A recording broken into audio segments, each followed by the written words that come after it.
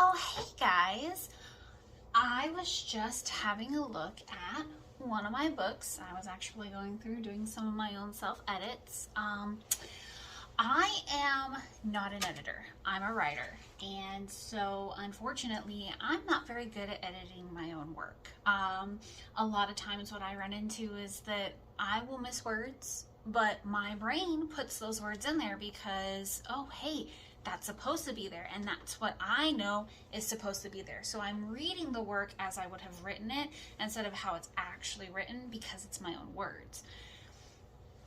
So how do I fix this? Well, I go to an editor. Now, there are several different types of editors, and what I'm going to discuss today are the types of editors and why you would need them. The first type of editor that can be really helpful is going to be your content editor. So content editors basically take your book and they look for plot holes, characters, they look at everything that is necessary for your book. So let's say that at the beginning of your book you state that your character has brown hair, and halfway through the book she all of a sudden has red.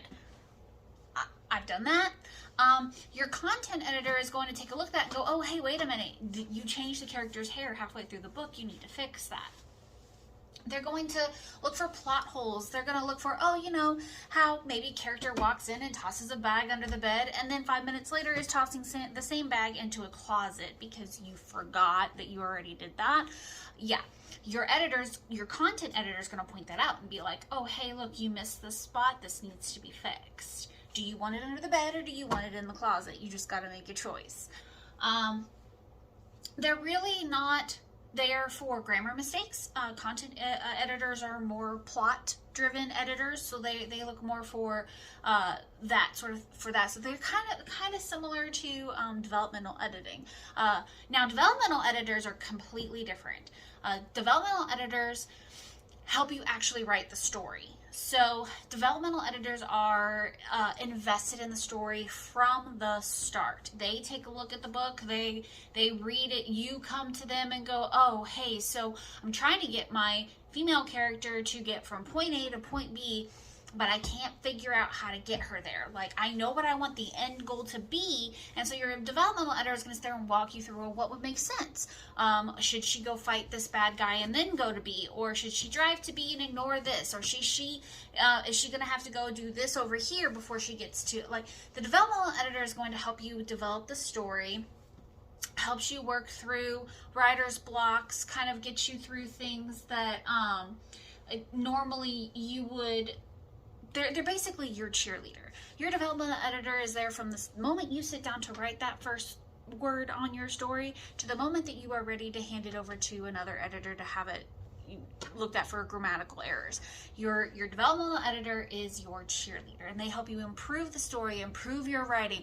They'll take a sentence and go, this sentence is kind of weak. How can we improve this sentence and help you become a better writer?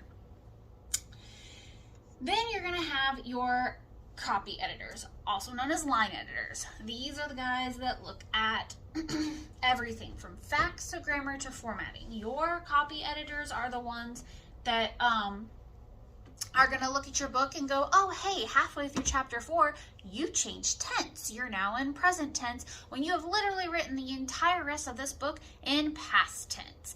Let's fix this.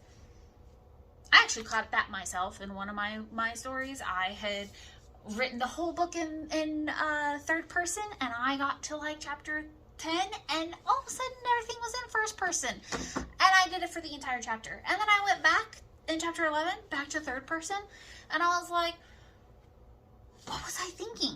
Did I not go back and look and make sure, or did I just have the idea for this part of the chapter and it just clicked as in being first person? Like, it was so weird. I don't even know where it came from, but yeah, it's happened. It happens. You get so pulled into the story as the writer that sometimes you don't even notice the mistakes you make. Spelling words wrong, yeah, Word's going to catch that for you. But using them incorrectly in a sentence, or trying to change the meaning of a word, or forgetting a word, or things like that, your copy editor is going to figure that out for you. they're going to point it out, and that's the copy editor is the one that gives you back the, you know, actual text with all the red lines and marks and stuff on it, and it's like, okay, well, this is wrong, well, this is wrong, this should have been done here, except that's what your copy editor does. The question always is, which one of these editors do I need? This is a personal choice. This depends on how comfortable you are with your writing and what you're looking for in writing. All of these editors it's going to be expensive. It's an expensive process.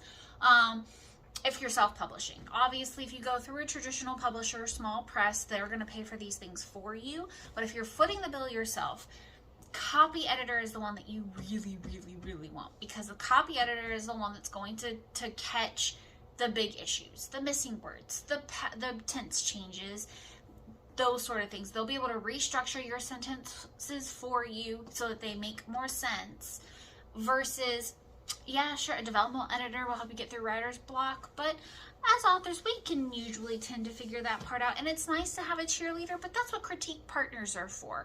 I have found a lot of writers will use critique partners in place of developmental editors, because critique partners, you're swapping works with each other, so you're not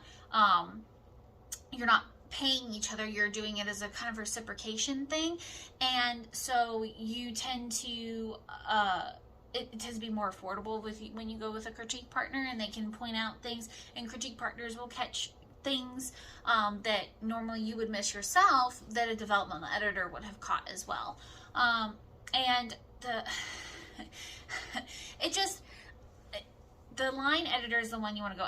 A content editor is great, but again, your critique partner or your line editor is going to notice, oh, hey, you have this big, huge plot hole here. Do we want to fix this? Are you leaving this? Like, that's what those people can help you with. So again, and this is just a personal opinion as my experience as an author, your line editor is your most important. So if you can only afford one editor, your line editor is who you need to pay for.